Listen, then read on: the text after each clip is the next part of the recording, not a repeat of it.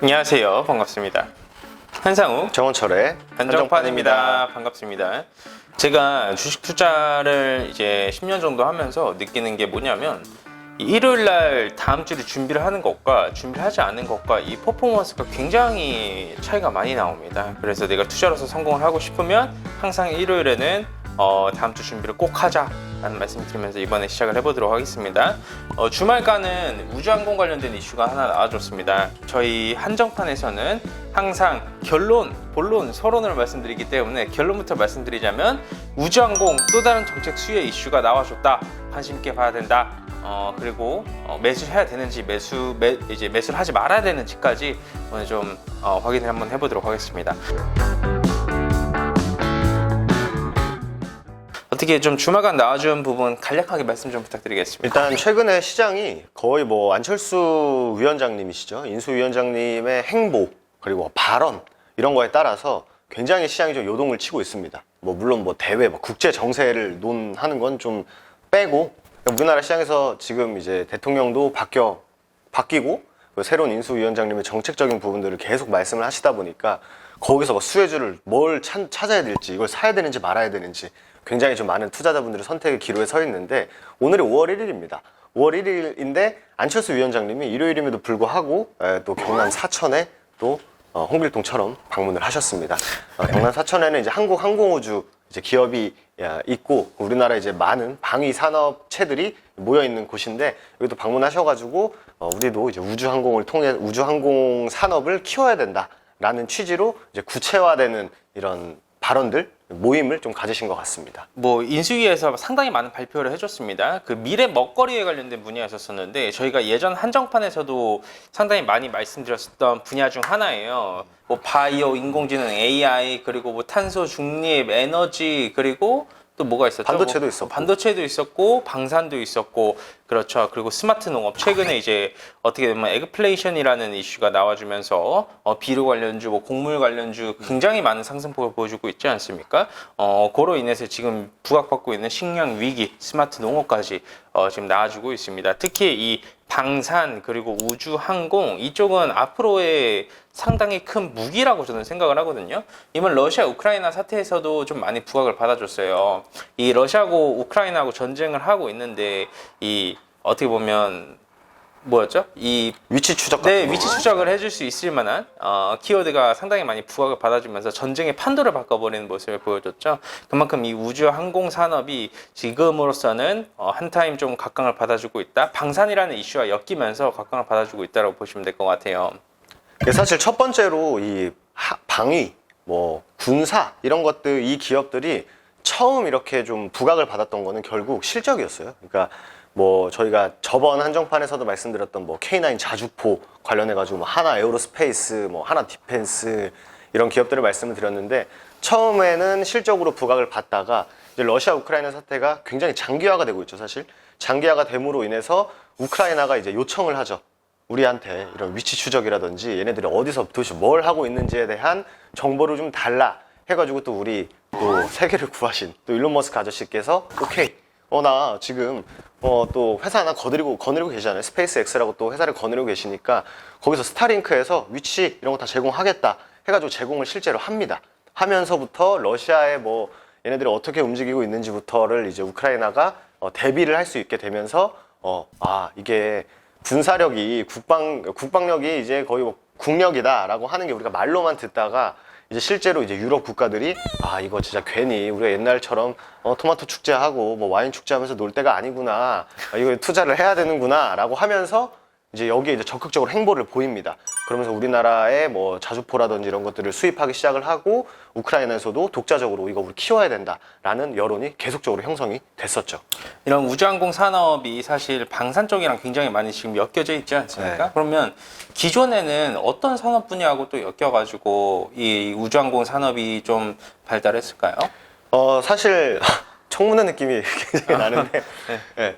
사실 이 인공위성 이런 것들을 보면은 결국 속도전이잖아요. 속도 그렇죠. 정보전인데 이 일론 머스크 아저씨도 처음에 우주로 가자, 화성으로 가자, 도지코인 쏜다라고 하는 것도 표면적으로는 되게 우리가 장난처럼 받아들이지만 그 아저씨는 예전부터 이 자율주행, 이 정보의 그 습득에 대해서 굉장히 좀 집중을 하셨었고, 그래서 인공위성을 쏴서 위에서부터 이렇게 쫙 내려다보는, 그래서 도로가 지금 어디가 안 막히고 어디가 막히고 어디가 위험하고 안 위험하고를 먼저 이제 생각을 하셨던 거죠. 그래서 우주항공에도 투자도 하고, 또 아마존, 그리고 뭐 이런 대기업들이, 물론 아마존이 지금 금요일 날 급락을 해가지고 지금 시장이 빠져 있는데, 어쨌든 아마존도 이번에 인공위성 또 자회사를 통해서 2019년도에 발표를 합니다. 우리도 인공위성 3,000개 쏠 거야. 이 3,000개가 어느 정도냐면은 전 세계 글로벌 인구의 95%에 대한 뭔가 정보, 그리고 인터넷 이런 것들을 커버할 수 있는 수치라고 해요.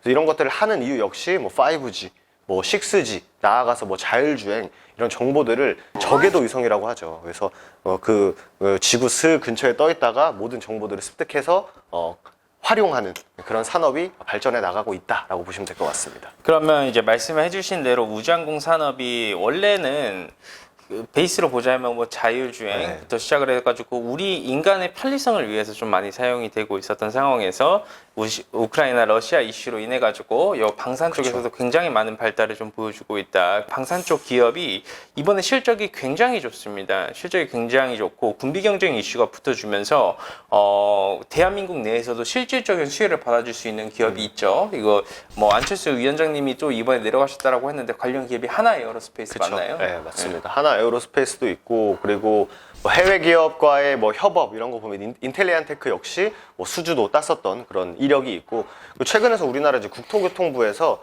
우리나라가 세계에서 7번째인가요? 예. 국제 민간 항공 기구에 세계에서 7번째로 등록이 되면서 위성을 쏘게 됐는데, 역시 이것도 마찬가지로 우리가 이제 그런 뭐 도로교통, 그리고 뭐 이런 것들의 GPS 정보들을 취하고 이 오차를 굉장히 줄이는데 굉장히 열을 올리고 있습니다. 이 이슈도 사실 오늘이 5월 1일인데 4월달 이슈였어요. 시장에서는 그렇게 크게 반응을 하지는 않았습니다만, 관련주들을 보면은 굉장히 뭔가 이렇게 이렇게 내가 좀 한번 움직여야 되지 않을까라는 움직임을 굉장히 많이 취하고 있고, 지금이야 뭐 우크라이나 러시아가 싸우기 때문에 인공위성이 필요하다라고 하지만, 결국 뭔가 4차 산업 뭐 넘어가서 뭐 굉장히 고도화된 산업을 할 때 정말 이런 정보들에 대한 빠르고 정확한 정보들을 취할 때는 이 위성만한 게 사실 없다라는 게 지금 중론이고, 안철수 위원장님께서 갑자기 뭐 우주항공 얘기를 갑자기 한 건 아닐 거 아니에요. 그래서 이런 부분에 대한 투자, 그리고 이제 개발이 굉장히 필요하다라고 한 번 더 강조를 해주신 것 같습니다. 저는 사실 이 우주항공 산업 중에서 우리가 집중을 해야 되는 키워드는 결국 자율주행이라고 봅니다. 이 자율주행은 과거로부터 보면 굉장히 약한 테마였었어요. 저도 자율주행 테마는 매매하지 말아라라고 말씀을 항상 드려요. 자율주행은 약하다. 이거 왜 매매를 하지 말아라. 이거는 실제로 상용화되기 굉장히 어렵다. 지금 상황에서는 이렇게 말씀드렸는데, 앞으로 진짜 굉장히 커질 수 있을 만한 저는 하나의 이 산업 분야가 자율주행이라고 생각을 합니다. 근데 그걸 이제 어떻게 보면 일론 머스크 님도 너무나도 그 머스크 형도 좀 잘 알고 있다 보니까 이런 분야에서 좀 공격적으로 진행이 되고 있는 건데, 테슬라라는 회사를 사실 운영을 하면서 직접적인 연관관계가 이어질 수밖에 없는 부분이죠. 왜냐하면 테슬라의 장점이라고 하면 뭐 LFP 배터리를 사용을 해서 이렇게 단가 자체, 요즘 단가가 엄청 높지만 예전에는 단가 대비해서 우수한 퍼포먼스를 보여줬었는데, 이제 앞으로의 경쟁력은 더 뛰어난 전기차를 개발을 하는 것보다 이 더 뛰어난 전기차 안에 자율주행 시스템도 명확하게 좀 잘 갖춰져 있냐도 굉장히 중요한 부분이거든요. 그렇기 때문에 하나의 그냥 방산 분야로만 볼 게 아니라 기존에 이어가고 있었던 이 사업 부문이랑 어떤 연관관계가 있는지도 같이 볼 필요가 있다. 라는 말씀을 좀 드리도록 하겠습니다. 뭐 최근에 드론이 굉장히 핫하잖아요. 맞습니다. 우리나라 시장에서도 드론 관련주들이 굉장히 핫한데, 결국 얘도 우리가 뭐 인간이 드론에 타가지고 위에서 날아다닐 수 없는 거고, 그렇죠. 결국 많은 정보를 통해서 빠르게 원하는 곳에 뭐 배달도 하고, 그리고 뭐 수많은 이렇게 뭐 들락날락 하면서 정보도 취하면서 얘네들이 어떤 동태를 움직이고 있나라고 하는 것도 결국 뭐 현대 뭐 뿐만 아니라 우리나라 기업들, 그리고 해외 기업들도 드론 역시도 하나의 또 연장선상이지 않을까 생각이 돼요.